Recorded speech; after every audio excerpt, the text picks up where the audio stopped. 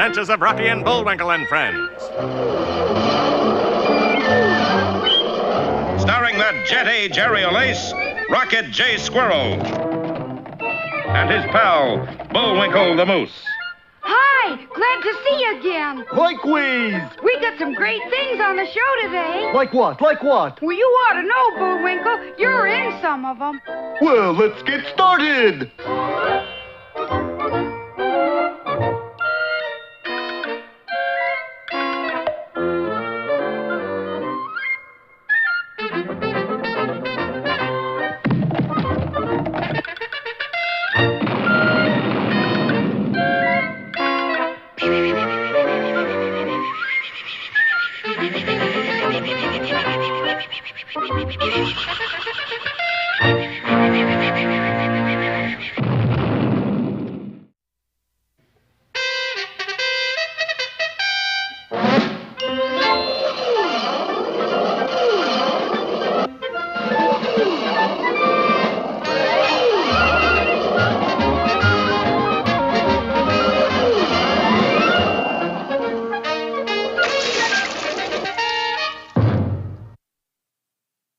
In the last episode, Bullwinkle and Boris were trying to pull the plug out of the bottom of Lake Saldabain. The reason is that at the bottom of the lake, in this waterproof casing, lies the treasure of Monte. Yes, and I'm going to get it back, or my name isn't, what's his name? Spencer Traceback. Of course, Bullwinkle thought he was helping Spencer Traceback, the actor, drag in a big fish. Just like in the movies. Boy, he must be a whopper. No, he's a bluefin toonie. That anything like a piano toonie? But before Boris could answer with still another tired joke, the plug pulled loose and the water began to rush out of the lake. Uh-oh, I think we lost him. And small wonder you're not using a hook. It must have fallen off. Well, I guess it's back to the salt mines. If someone would only dive down and find the hook. See, why don't I do it, Mr. Traceback? Oh, I couldn't think of asking you to do a thing like that. Then why are you pushing me? But if you insist. And Bullwinkle suddenly found himself in the water. Boris, if he dives down, he will find treasure. He'll also find the hole that's draining the lake. Sure enough, far beneath the water, Bullwinkle was struggling against the pull of the water, running out of the hole at the bottom of the lake. Fortunately, his plight had not gone unseen. Hold on, Bullwinkle, I'm coming. And Rocky, that plucky squirrel, launched himself into a fancy swan dive. But as luck would have it, at that moment, the last of the water drained out of the lake. So there was Rocky, out like a light. Boris and Natasha free to get the treasure, and Bullwinkle Moose... Well, good heavens, where is he? Right down there, Poopsie. Yes, our hero had disappeared down the drain. Right. But, gee, that means that there are no good guys left. Funny how that works out. Come on, Natasha. And with no one to stop them, the two villains went directly to the huge waterproof casing that shielded the treasure of Monte.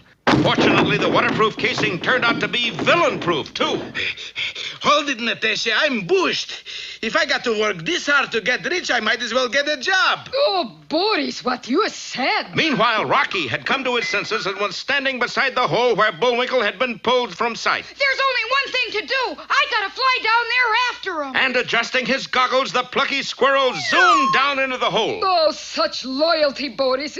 It kind of gets you right here. Yes, Natasha, and I'm going to do something about it, too. What? I'm going to plug up the hole. And the wily Boris slammed the plug back into place and stamped it down tight, trapping our heroes far underground where they were zooming through the water supply system of Frostbite Falls.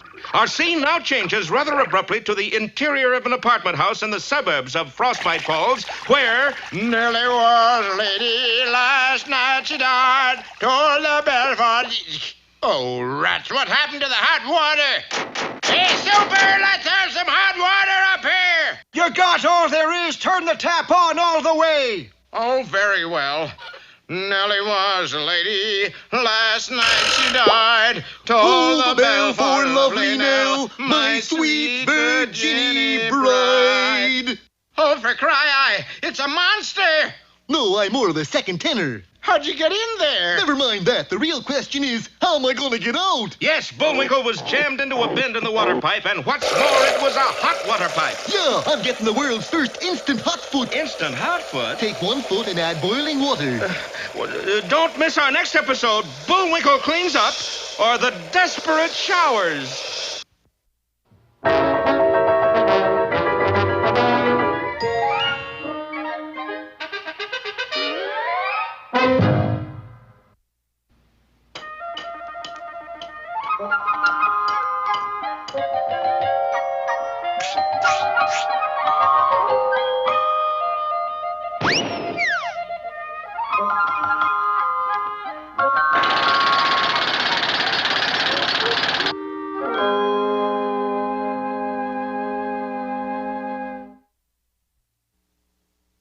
That you down there, Junior? Sure is, Pop. I'm digging for gold. In your mother's gardenia patch? Well, according to my treasure chart, there's gold down here. Let me see that.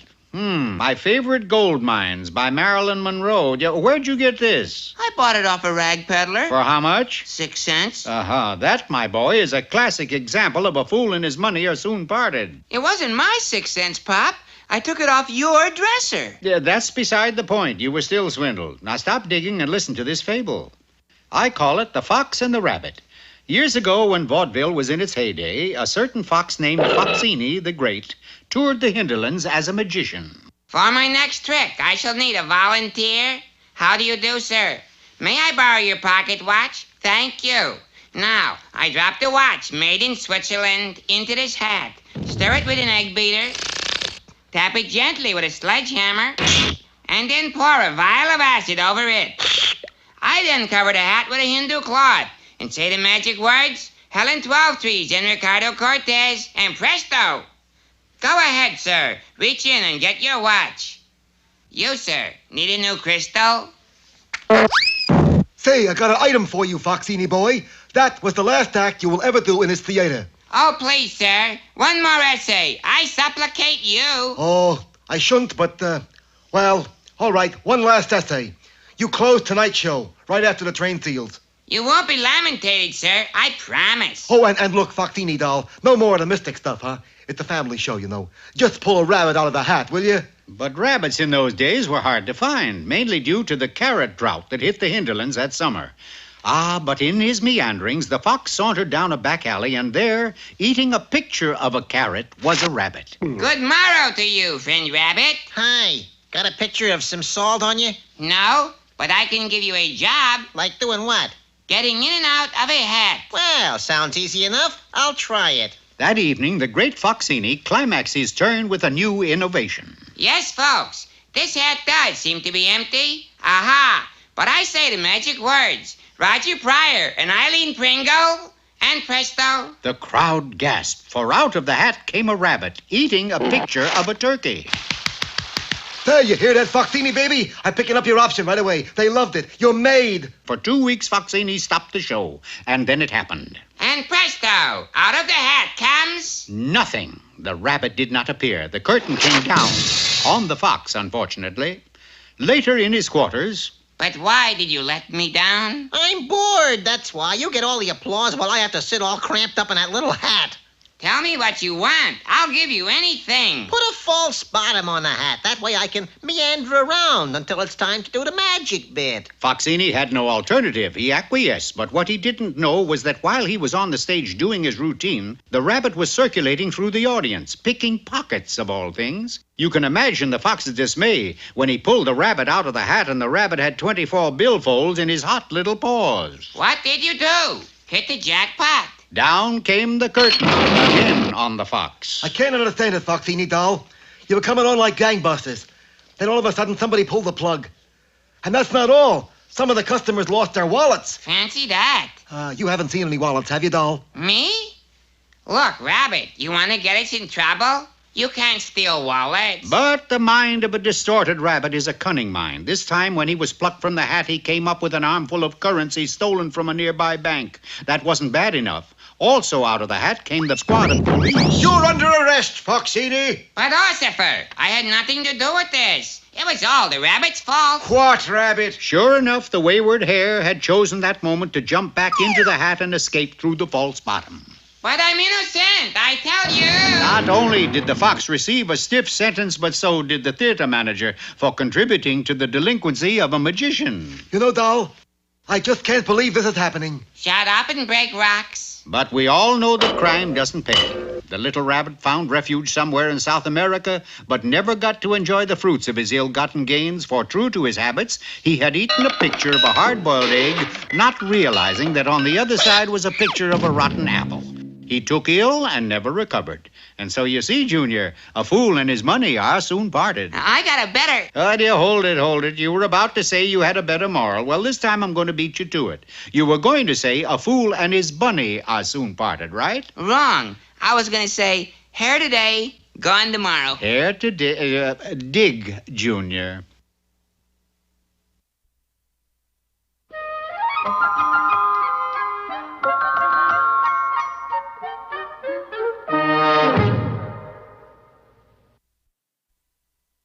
And now it's time for that man of 1,000 helpful suggestions, Mr. Know-It-All. Thank you, and hello, man of 1,000 helpful suggestions lovers everywhere.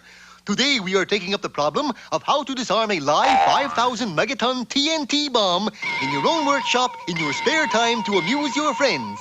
Or just yourself, even. First and surest fire is the hairpin technique, which requires 1, a common hairpin, and 2, a common bomb. This method, when employed by an expert professional bomb disarmer, is 100% safe. 99% anyway. For the beginner, it is often more satisfying to work with a smaller bomb, or a teeny, as the professionals call it. Next, it is important to be able to detect the bomb before disarming it. One would think it would be this object because of the ticking sound, but obviously that's just to throw one off. Likewise with these two objects. But here, cleverly disguised as a bomb, is a bomb. And thus, another nasty scene has been averted by... Gosh, Mr. Know-It-All, what happened? I was about to tell you your time is almost up. Throw it away! Get rid of it! Run for your life! Lucky I got my own watch. Taking no chances. Now, where's that match? Oh, yes.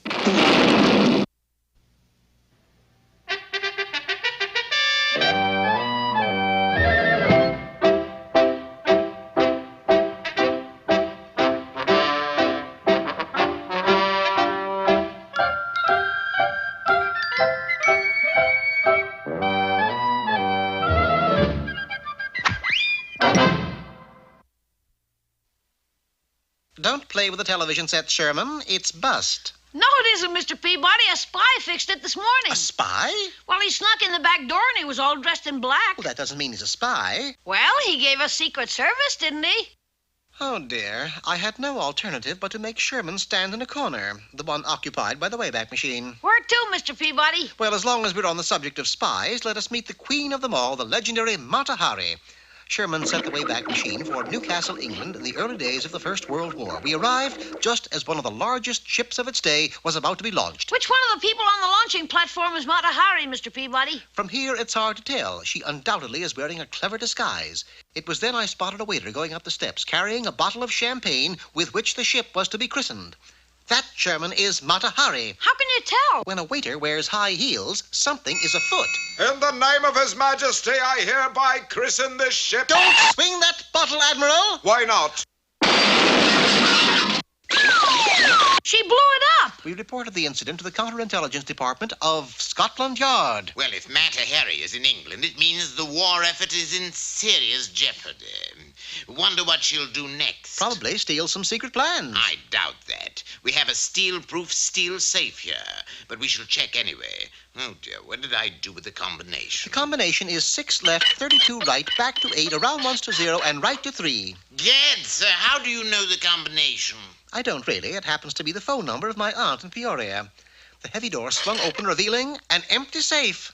Good, she didn't take a thing. What do you mean, Inspector? Well, the safe is just a blind. I keep the secret plans in my pants pocket. We suddenly realized his pockets were gone, along with his pants. That means Mata Hari got away with the plans. Yes, and without them, England is lost. In a desperate attempt to overtake her before she could leave the country, we dashed for the nearest optometrist. Optometrist? What makes you think she'll be there? Quite obvious, Sherman. All spies need spy glasses. Suddenly before us loomed a shop owned by a Dr. Focals. Rushing inside, we spotted Mata Hari standing by Focals. No use making a spectacle of yourself, Mata Hari. We've got the drop on you. Actually, she had the drop on us, for a trapdoor sprang open and Mata Hari disappeared. Quick, she'll head for the airport now. We arrived just as Mata Hari took off in an old de Havilland.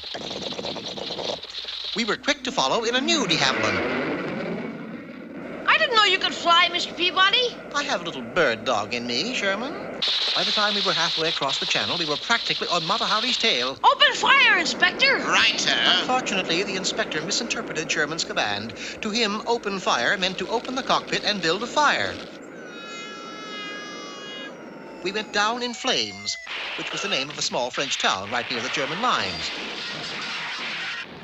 We disembarked from our burning plane and took stock of our situation. This, Sherman, is what is known as no man's land.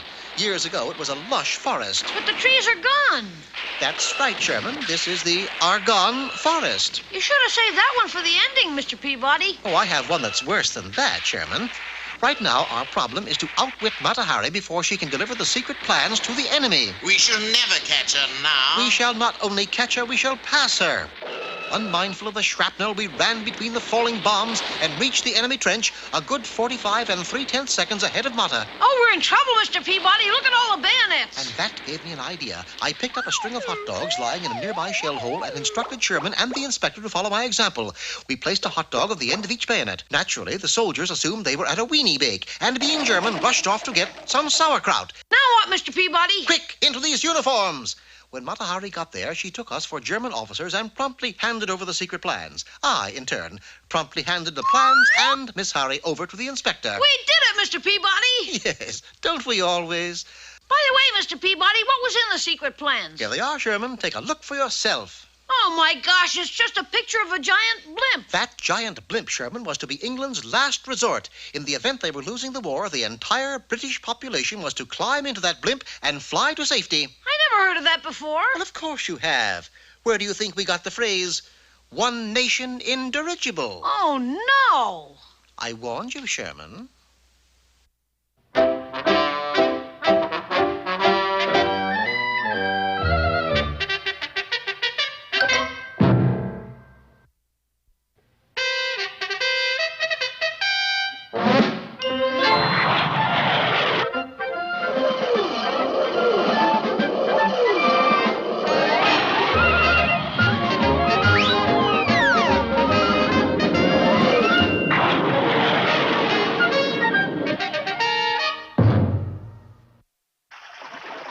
Last time, you remember, Rocky was chasing Bullwinkle through the water system of Frostbite Falls. Little did he know that high above him, the moose was stuck in an irate citizen's shower nozzle. Fortunately, the irate citizen spun the tap wide open, shooting Bullwinkle out of the pipes entirely. Thanks a mil, friend. But you're over 6 feet tall. How could you get through a little skinny water pipe? I held my breath. Superintendent, help! Well, if you're gonna act like that, goodbye. Now, what's the matter? What's the matter? You got enough hot water, haven't you? I just found a moose in my shower. A mouse in your shower? Not a mouse, a moose! Maybe you ought to switch to cold showers for a while. I never heard of anything so... Hey, either of you ladies seen a moose go by here? Ladies! That way. Thanks. Do you realize that a squirrel just came out of the shower, called us ladies, and acted as if a moose went by? And there's a good reason for it. What? His goggles were all steamed up. Oh. It was true. With his goggles all foggy, Rocky walked right past Bullwinkle without even seeing him. Hey, Rocky! Bullwinkle, is that you? It was when I got up this morning. I must be getting nearsighted. You sure look fuzzy. Well, let's face it, Rock. I am fuzzy. Meanwhile, at the dry lake bottom, Boris and Natasha were still trying to break into the enormous treasure chest. Oh, it's no use, Boris. We can't do it. Well, I guess we'll have to use a Pennsylvanian persuader. A Pennsylvania persuader, what's that? 2 pounds TNT in a 1 pound bag with instructions. Oh. Let's see. Instructions say, place bag next to object to be persuaded. Check. Light fuse. Check. Then it says, caution, this persuader has... Has what? Just a minute. It's in small print. Oh, caution, this persuader has... a quick-burning fuse. But though the explosive did a good job on Boris and Natasha, it didn't faze the treasure of Montezuma. Perhaps we should ask ourselves, Natasha, is it worth all the effort? Is a cheesy $1 million treasure worth getting blown up for? Is $1 million really that important? Is money everything? I give up, darling. Is it? You bet it is. Get back to work.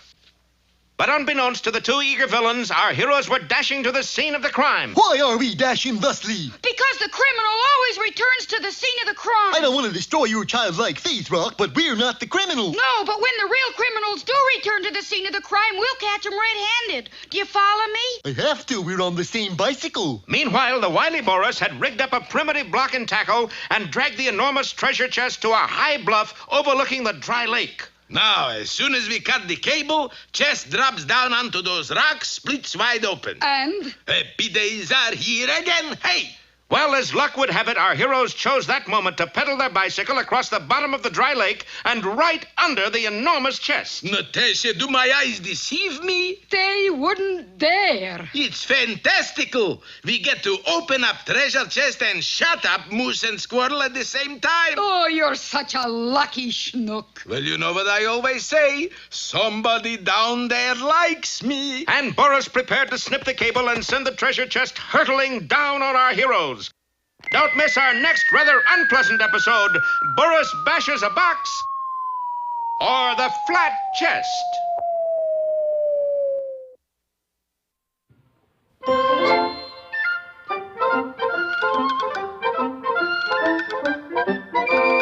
Well, I guess that about wraps up another Rocky show. Certainly hope you enjoyed it. I did. I always say. Bullwinkle, time for us to go. Already? Okay, but first, here are some of the people who made this show impossible.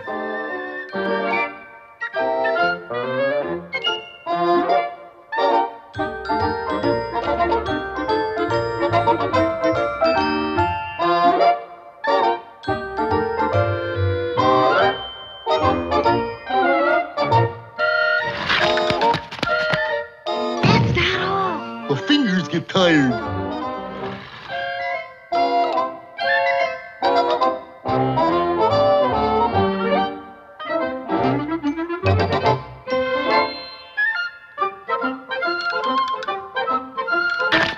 Oop! Got away from me again. Well, see you next time. Ready, Bullwinkle? Hurry! Oop!